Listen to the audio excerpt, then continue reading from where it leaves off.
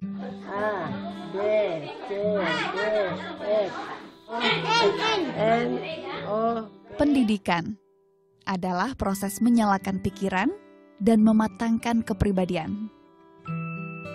Penting sekali, kalau orang cerdas pasti dia mampu merubah dia pola hidup, perilaku. Jangan sampai yang di lain maju, orang-orang Papua tidak, anak Papua tidak, mama Papua tidak, perempuan Papua tidak.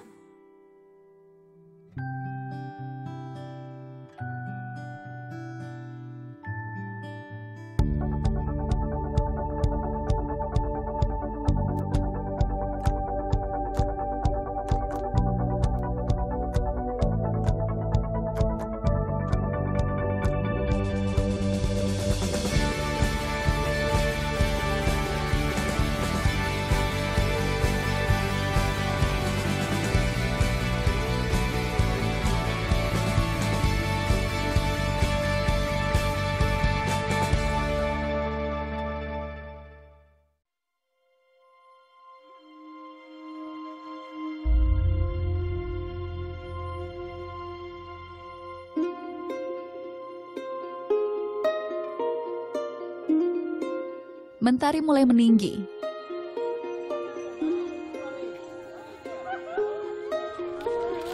Berikan isyarat pada kami untuk segera bergerak.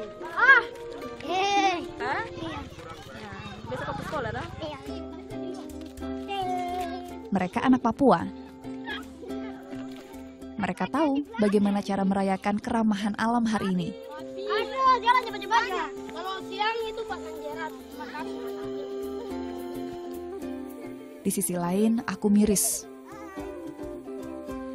Tatkala bicara pendidikan di sini.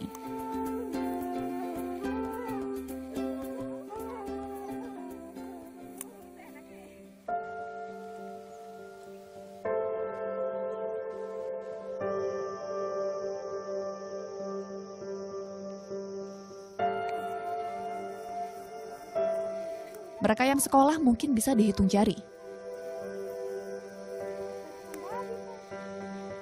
Kebanyakan menganggap pendidikan adalah beban.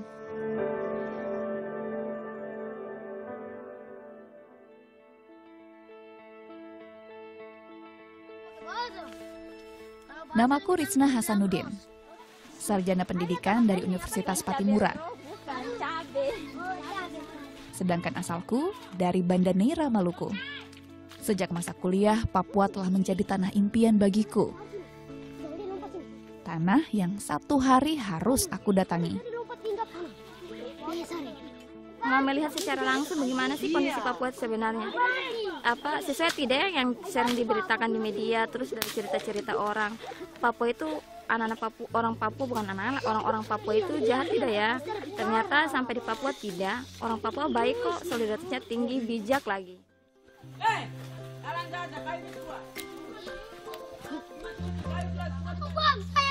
Demi mewujudkan impian, usai lulus kuliah pada 2013, aku bergabung dalam program Pemuda Sarjana Penggerak Pembangunan di Pedesaan. Program ini diinisiasi Kemenpora. Aku mendapat penempatan di Papua Barat.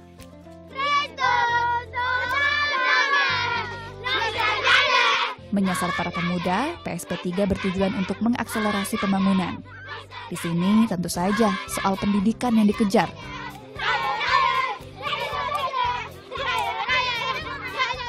Masuk sekolah berapa hari? 1 hari, Kalau berburu? 5 hari. Sama bapak, kakak. Karena malas sih. Karena ke hutan tuh dengan teman-teman.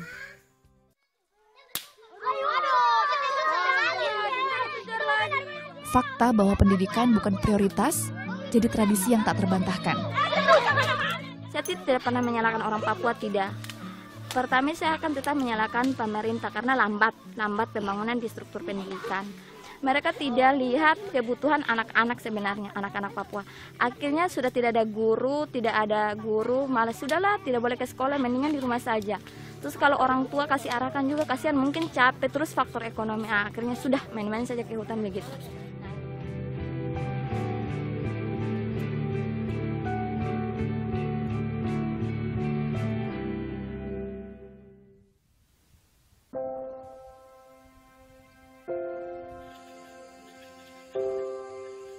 Aku tinggal di Desa Kobre.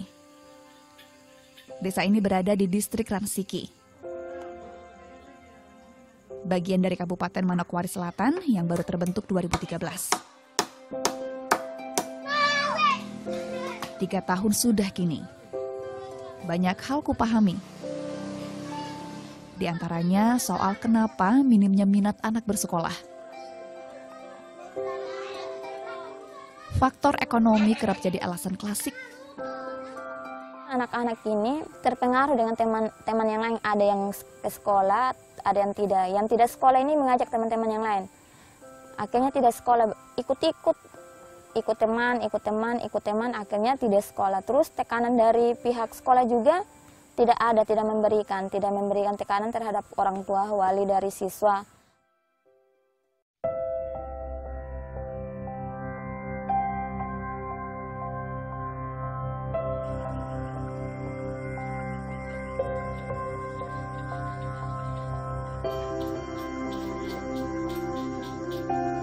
Di sini sebenarnya aku ditempatkan bersama seorang teman. Namun, ia memilih pulang beberapa bulan setelah penempatan. Meski tinggal sendiri, tekadku tak surut. Terlebih, di sini aku mendapat saudara baru. Bapak sudah meninggal, mama PKW. Mama di mana Pak sekarang? Di Gunung Botak, dan mau ikut mama. Kenapa? Bapak dia dipukul. Bapak desa.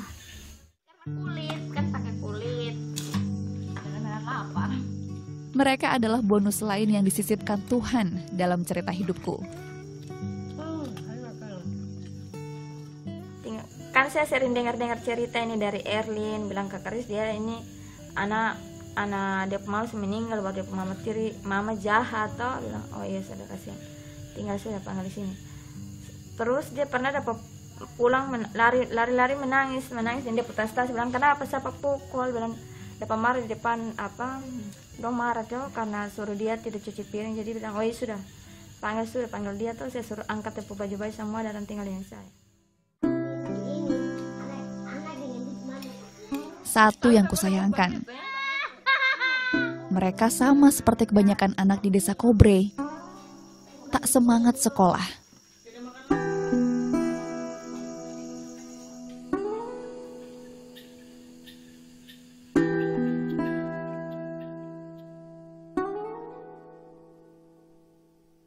September tanggal 4, memang sudah proses pelecehan, dipukul terus lari kabur. Itu pelakunya kan ada 5 orang.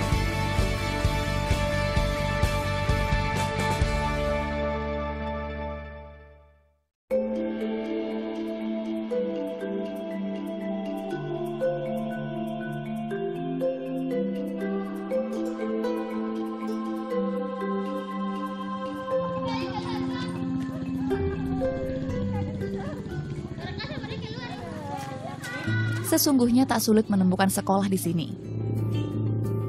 Di distrik Ransiki, setiap desa memiliki setidaknya 1 SD. Sedangkan SMP dan SMA ada di pusat distrik. Jaraknya sekitar 30 menit berjalan kaki.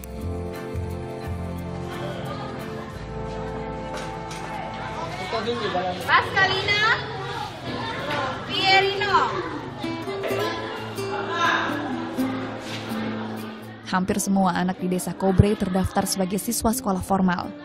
Namun sudah jadi rahasia umum, kehadiran siswa jadi kondisi yang sangat mengkhawatirkan. Yubelina salah satunya. Ia tetanggaku yang duduk di kelas 9 atau kelas 3 SMP. Kalau saja hari ini bukan jadwal ujian, mungkin Yube akan bolos lagi.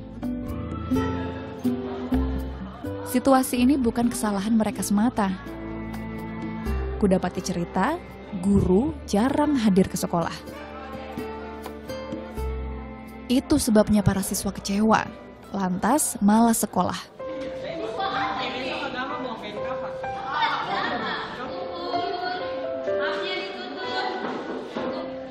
Mungkin yang dibutuhkan mereka bukanlah target, harus bisa apa di usia berapa. Tanah Papua memiliki keistimewaan, sehingga dibutuhkan pendekatan kultur agar pendidikan bisa berjalan sukses. Pendidikan di Timur Nusantara ini tak bisa disamakan dengan di Jawa sana. Anak ini tidak lulus, tidak bisa membaca, terus harus dipaksa lulus, itu pendekatannya seperti apa sih ke orang tuanya? Kalau ada kekerasan, dibahasnya dengan kekerasan. Akhirnya kalau ada timbul orang tua yang memaksa untuk anaknya naik kelas, lulus sekolah, nah sudah pendidikan, dinas pendidikan, oh iya sudah kasih lulus sudah. Karena orang mengamuk. Nah ini cara untuk mendekati dan memberitahukan anak ini tidak punya kualitas. Nah ini yang tidak pernah disentuh.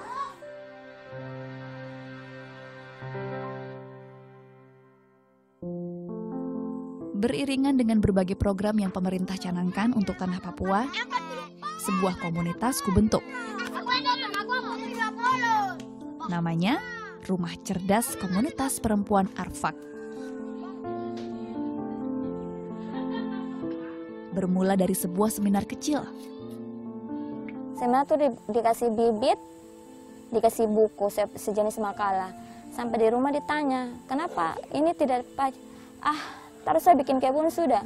Soalnya kalian tak bisa membaca juga ini. Nah, kalian oh kasihan miris sekali ini. Nah, akhirnya saya bilang mendingan saya buat wadah atau sejenis sekolah begitu buat ibu-ibu. Karena waktu saya ketemu dengan beberapa ibu, kecenderungan ibu-ibu ini maunya kepingin berubah, kepingin maju, tapi tidak tahu memulainya dari mana. Para mama membantu dalam tiap kegiatan ini. Karena pendidikan itu penting menurut Mas. Iya, penting. Kenapa penting, Mas? Masa depan itu, ya betul itu orang Papua juga kenapa ketinggalan, itu juga ada maju. Karena orang Papua juga sekarang betul-betul untuk anak-anak nih harus jadi orang tuh. Kendala sudah pasti ada. Kuyakini selama ada usaha, pasti ada jalan. Sejak didirikan, semua operasional rumah cerdas kutanggung sendiri. Guna menunjang biaya operasional pun, aku menyambi bekerja di sebuah LSM lokal. Selama ini kan dikeluarkan masyarakat Papua ini, saya harus tahu. Nah, saya harus terlibat dan membantulah menyelesaikan. Setidaknya membantu sedikit, 0,01%, 0,001% lah. Setidaknya bisa yang saya berikan buat masyarakat. Satu lagi.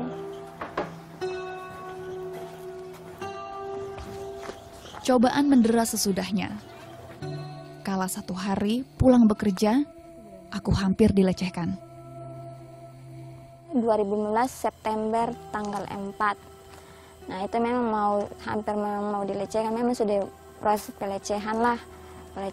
Tapi memang karena saya sempat melawan, jadi sudah dipukul terus lari kabur. Itu pelakunya kan ada 5 orang.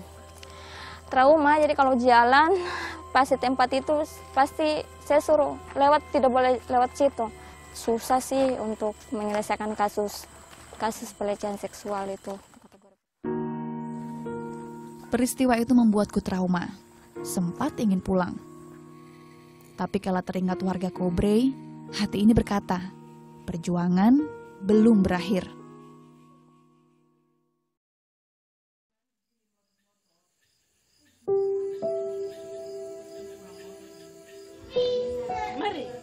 Penerimaan mereka jadi salah satu alasan bertahan di sini. Meski hidup sebagai satu-satunya Muslim, warga Kobrey sangat toleran. Semua kegiatan yang kuinisiasi pun mendapat dukungan. Mama Sina, istri kepala kampung, bahkan meminjamkan rumahnya ini untuk kutempati. Mama ingat Risna, nanti Bapak mau belajar dengan mama-mama, anak-anak mau sekolah di atas rumah kecil. Di sini supaya bisa luas untuk Risna bisa belajar dan taruh meja untuk buku-buku, semua bisa cukup memuaskan. Risna harus di sini.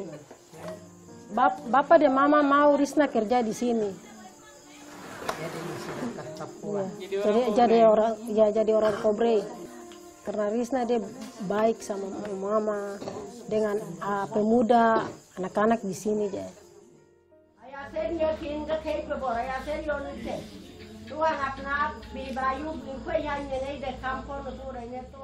Merekalah pelipur laraku. Susah, kadang-kadang mau pulang menangis di kamar sendiri-sendiri. Begitu, aduh susah sekali ini, bagaimana sih? Begitu, susah, memang paling susah sudah, merasa susah, kadang-kadang dalam keadaan down saya susah, begitu, susah sekali, aduh. Saya menangis mau pulang, sudah mau pulang. Pertama sendiri, karena sendiri, kedua karena faktor dari ibu-ibu atau anak-anak kadang ajak mau kadang tidak, aduh itu bikin saya kayak mau menangis begitu. Aduh sulit sekali nih ajak orang-orang di sini, tapi ya sudah menangis saja. Terus nanti kalau saya mau jam 3 mau sholat subuh, oh iya sudah, makanya ujian kali ya ini untuk ajak orang ini. Berapa kali seminggu masuk? 2 hari. Bolos berapa hari? Bolos mungkin.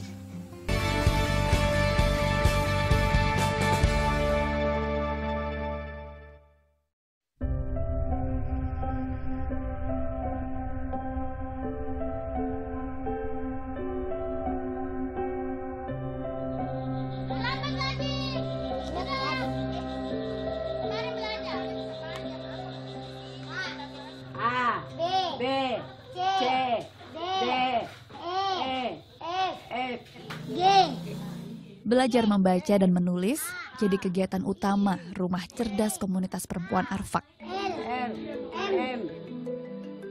kali seminggu ku buka kelas untuk mama-mama.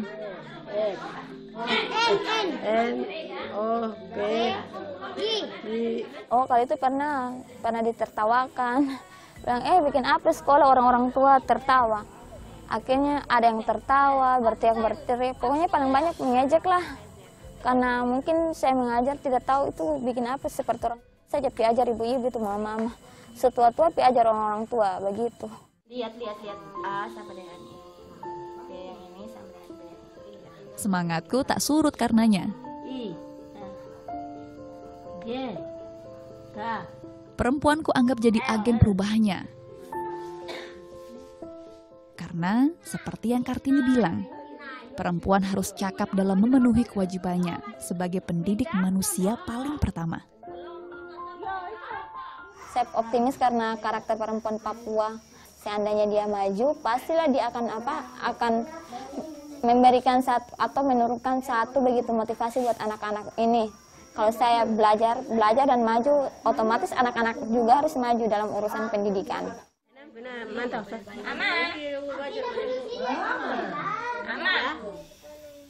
Nanti baru bikin oke lagi, datang belajar baca sedikit saja. Meski kadang kondisinya tak selalu mudah. Kemarin pertama mengajarkan fokusnya ke pengenalan abjad. Sudah tahu abjad dalam bentuk merangkai huruf dalam satu kata, pasti ini bukan lihat cara membacanya huruf MA, umpamanya huruf merangkai kata dalam satu bacaan seperti makan. Nanti tidak melihat huruf tapi mengingat apa yang saya ucapkan. Yang penting di sini kami saling menyemangati. Itu sudah.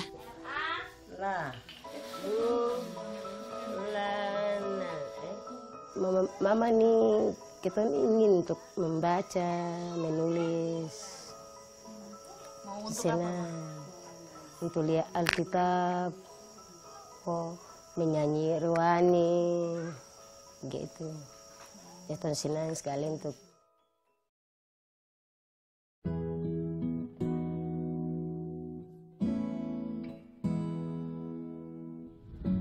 Anak-anak juga mulai kuajak dalam kegiatan rumah cerdas. Kelas telah dibuka setiap sore, meski peminatnya masih minim. Berapa kali seminggu masuk? 2 hari. Bolos berapa hari? Bolos mungkin 3 hari kan. Main kelereng, main paku, main apa saja. Jajan di sekolah kan beli apa saja, beli barang-barang kan. Beli barang-barang. Beli kue kan.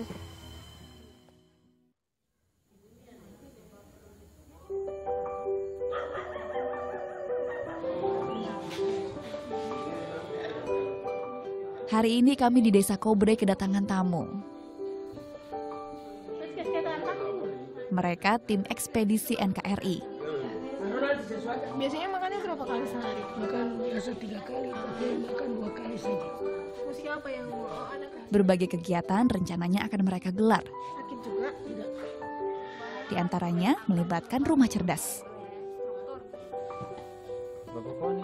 Terus kita bicara pertanyaan kesehatan, pendidikan di sini, terus sama lingkungan di sini.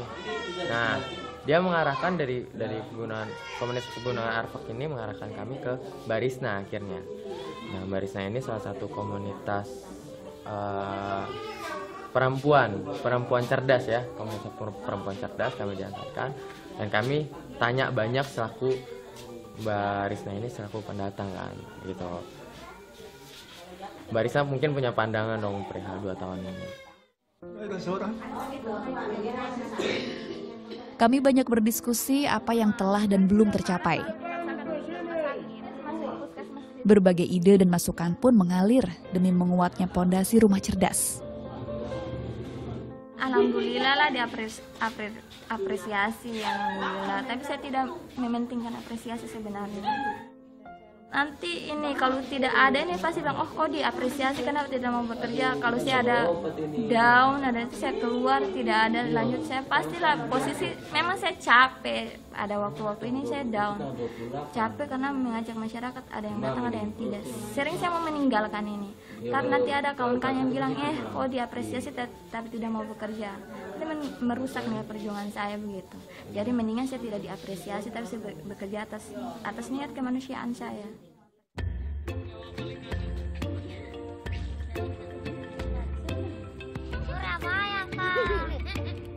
Terbayang olehku di masa depan, Papua yang damai dengan generasi penerus yang terpelajar.